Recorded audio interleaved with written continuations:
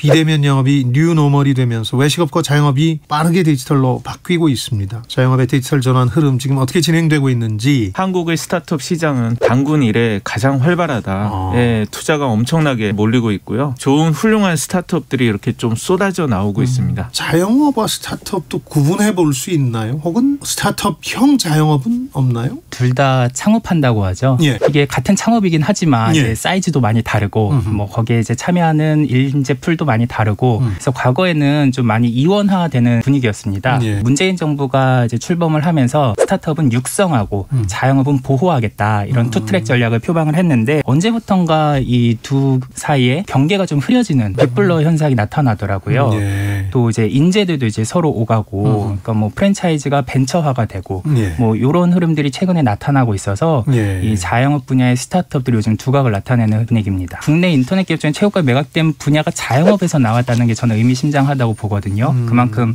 자영업 시장이 규모도 크고 종사자도 많고 예. 근데 아직 좀 아날로그화돼 있고 이제 디지털 전환이 좀 부족한 분야다 보니까 그런 분야에서 이제 스타트업의 잠재력이 큰 시장이다. 그래서 최근에 두각을 나타낸 자영업 분야 스타트업들 제가 소개해드리려는데 한번 들어보시고 좀 자영업자분들 이용해 보시면 좋을 것 같아요. 그러게요. 예, 이게 예. 무료인 서비스들도 많이 있으니까 먼저 창업 아이템을 알아보는 예비 창업 단계에서는 이 프랜차이즈 정보들을 모아서 보여주는 이 마이 프랜차이즈라는 업체가 있고요. 뭐 배달 관련해서는 뭐 위크, 고스트키치 같은 공유 주방들도 많이 있고 치킨을 이제 로봇이 튀기는 기계를 만드는 로보 아르테나 퓨처 키친도 있고 바리스타 로봇을 만드는 라운지랩도 있고요. 피자도 요즘은 로봇이 세무 회계 이런 거 기장하는 거 좀 어렵잖아요. 예, 이런 것들도 이제 앱으로 간편하게 하게 하는 캐시노트나 자비쌤 빌런즈 이런 데도 있고 식자재 주문을 손쉽게 해주는 오더플러스라는 앱도 있고요. 또 비대면 매장 관리해주는 알바체크나 샤플이라는 서비스도 있고 또 매장의 CCTV 영상을 AI로 분석하는 메이아이도 있고 뭐 예약 알림의 나우웨이팅, 캐치앤테이블, 테이블 매니저, 그리고 이제 포인트 적립 서비스, 스코카까지 정말 뭐 수십 개 자영업 분야 스타트업들이 활약을 하고 있습니다. 한국이 이렇게 자영업 분야의 디지털 전환 이런 스타트업 하기에 굉장히 좋은 시장이라는 거예요. 한국만큼 자영업, 음식점 이렇게 굉장히 다양하게 많은 나라가 없고요. 그리고 굉장히 또 좋은 조건인 게 전 국민이 다 스마트폰을 쓰고 전 국민이 또 다 신용카드가 있는 나라예요. 모든 가게들이 다 소액 결제라도 다 신용카드를 받기 때문에 그 이야기는 결제부터 예약 모든 것을 다 스마트폰과 신용카드 이런 결제 시스템을 연결해서 디지털화를 할 수가 있거든요. 일본만 해도 사실은 그게 굉장히 어렵습니다. 일본은 다 현금을 쓰고 있고 아직 스마트폰을 안 쓰는 아직도 고객들이 저 장부에 쓰고 그러니까 많이 있거든요. 그래서 캐시노트 같은 게 잘 되는 이유도 상인들한테 정보를 카톡으로 줬기 때문이에요. 왜냐하면 카톡을 누구나 다 쓰고 있기 때문에 그렇게 해서 쓰기가 좋다라는 거고요. 자영업자라는 게 우리가 음식, 요식업만 많이 생각을 하는데 좀 이걸 넓혀 보면은 굉장히 많은 영역들이 있고요. 그래서 예를 들어서 저희가 또 투자하는 회사 중에 콜라보 살롱이라는 데가 있는데 이곳은 미용실이라든지 네일샵이라든지 애견샵이라든지 이런 온갖 그런 1인 그 작은 업장들이 있는데 거기에서 고객들이 예약을 카톡 같은 걸로 받고 그리고 고객들한테 여러 가지 메시지를 주고 이렇게 하는 CRM 고객 관리 소프트웨어를 모바일로 다 할 수 있게 하는 이런 회사도 있고요. 동대문 시장 예를 들면 상인들도 다 사실은 자영업자인데 동대문의 이 디지털화 모든 거래를 영수증을 종이로 썼었는데 그걸 모바일 앱으로 할 수 있도록 도와주는 쉐어그라운드라는 그런 회사도 있고 꽃집들 화훼 이런 꽃집들 이렇게 거래를 하고 이런 것들을 온라인에서 쉽게 할 수 있도록 해주는 꽃팜이라는 회사도 있고요. 굉장히 많은 사실은 회사들이 있습니다. 자영업자들이 많기도 하고 또 자영업자들의 디지털 전환을 도울 수 있는 인프라도 잘 돼 있고 그러다 보니까 특정한 분야만이 아니라 거의 모든 분야에 지금 스타트업들이 생겨나서 이 자영업자들 디지털 전환을 돕는 모양이네요. 맞습니다. 저는 이런 흐름을 긍정적으로 보는 게 자영업 분야 스타트업 대표님들을 제가 말씀드린 그 업체 한 절반 이상은 제가 만나봤어요. 인터뷰를 해봤는데 기존의 자영업 시장의 백그라운드를 갖지 않은 분들이 많이 있습니다. 그 말은 외부에서 인재가 유입이 되고 있다는 거예요. 그러니까 기존의 프랜차이즈 시장은 장사를 하다가 이제 성공한 분들이 뭐 푸드트럭을 하다가 이제 성공해가지고 뭐 프랜차이즈를 만들고 벌리는 거죠. 그런데 기업화되는 단계에서 좀 경영에 대해서 잘 모르시는 분들이 있다 보니까 또 글로벌화가 좀 부족한 부분들이 있었거든요. 우리나라 프랜차이즈가 뭐 수천 개가 되지만 해외 진출해서 성공해서 정말 정착한 곳은 아직 거의 없거든요. 그렇죠. 근데 스타트업은 얼마 전 지금 배달앱도 뭐 독일 기업에 인수가 됐고요. 그래서 우수 인재가 외부에서 유입이 되고 좀 경영이 전문화되고 글로벌화될 수 있다. 이런 부분에서 좀 긍정적이라고 보고요. 제가 2년 전쯤에 백종원 대표님을 인터뷰를 했었는데 그분한테 제가 여쭤봤어요. 우리나라 자영업이 너무 어려운데 어떻게 해야 되겠냐. 근데 대표님이 정말 답이 없다. 한 세대가 흘러야 된다.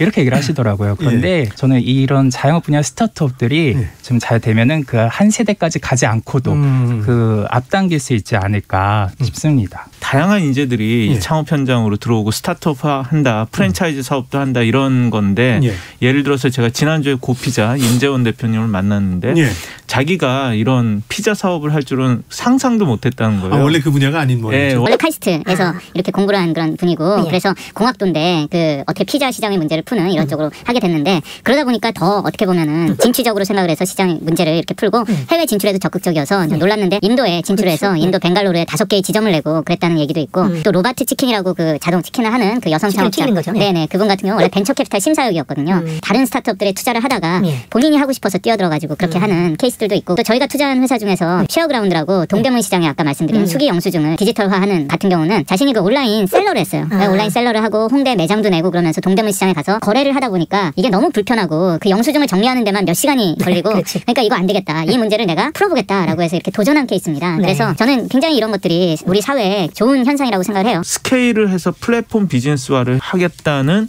창업가들이 늘어난 게 예전하고는 좀 큰 차이인 것 같아요. 이제 외식 전문가분들이 요즘 하시는 말씀이 가게가 매출이 이제 껑충 뛰려면 뭐 이제 여러 가지 요인이 있지만 그 조리 시간 쿡타임을 단축하는 게 중요하다. 그렇습니다. 그렇죠. 네, 그래야지 이제 회전율이 높아지고 인력이 효율화가 되니까. 그런데 고피자가 그 부분을 정말 잘 캐치를 했거든요. 로봇으로 이제 단시간에 자동으로 피자를 빨리빨리 만들어내니까. 근데 참 놀라운 게 그분이 카이스트를 나왔고 장사를 해보지도 않은 분인데 어떻게 그 외식 전문가한테 어디서 들었는지 그 부분을 정확히 페인 포인트를 잘 잡아낸 게 참 놀랍더라고요. 과거에는 이제 배달앱 같이 뭔가 이제 소프트웨어로 뭐 플랫폼으로 좀 무형의 그런 서비스들을 제공하는 곳들이 많았다면 요즘은 사람을 직접 대체하는 인건비 절감의 니즈가 많아지다 보니까 이제 자동화하는 로봇들이 많아지고 있습니다. 그러니까 식당 안에서 밸류체인 서비스를 하는 과정이 크게 조리, 서빙 그리고 배달이 있잖아요. 그렇죠. 근데 조리랑 서빙은 거의 로봇 자동화가 됐습니다. 기술적으로 서빙 로봇도 있고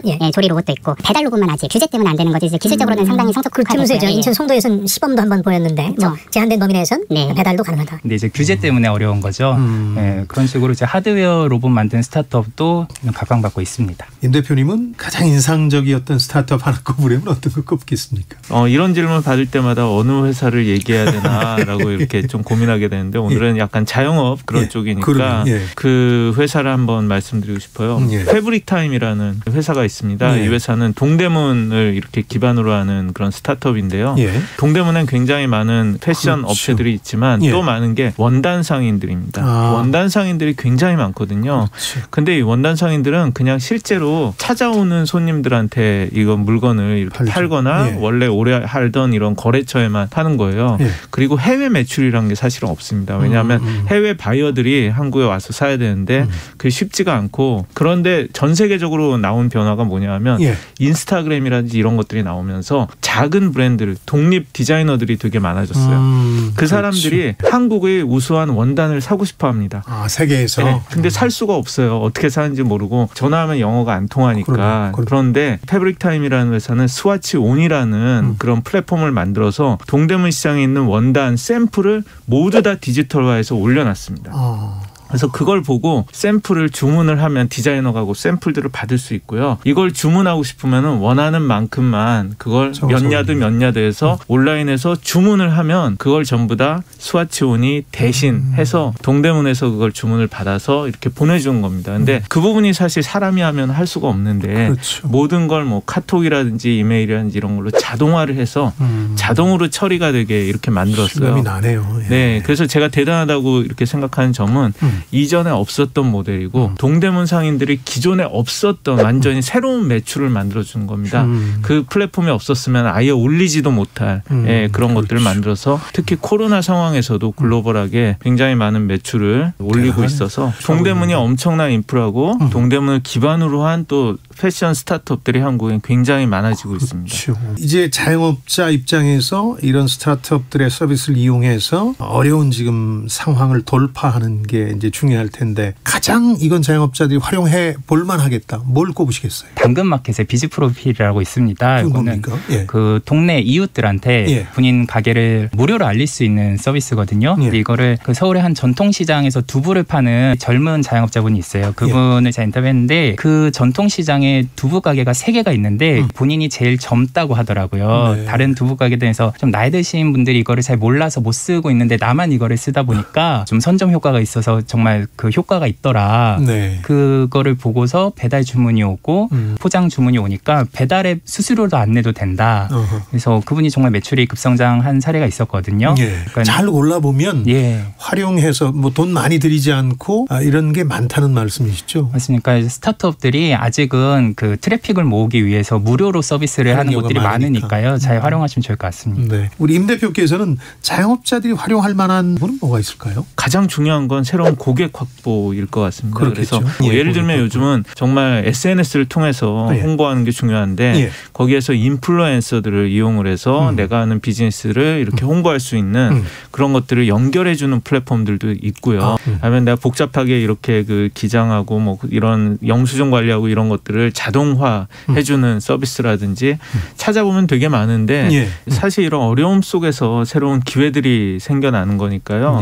위기가 기회고 이런 어려운 상황에서 돌파구로서 스타트업의 서비스를 이용해 보는 것도 좋지 않을까 하는 생각이 듭니다. 죽을 만큼 어려울 때일수록 자영업자 여러분은 잠시 멈춰서서 그냥 이대로 하는 게 과연 답인가 하는 자문을 하면서 답을 찾아야 되지 않을까 그런 생각도 듭니다. 우리 노승우 기자는 늘 그런 아이디어를 주시는 분인데 오늘은 벤처캐피털 TBT의 임정욱 공동대표를 모시고 이 분야 얘기를 들었습니다. 두 분 고맙습니다. 감사합니다. 감사합니다.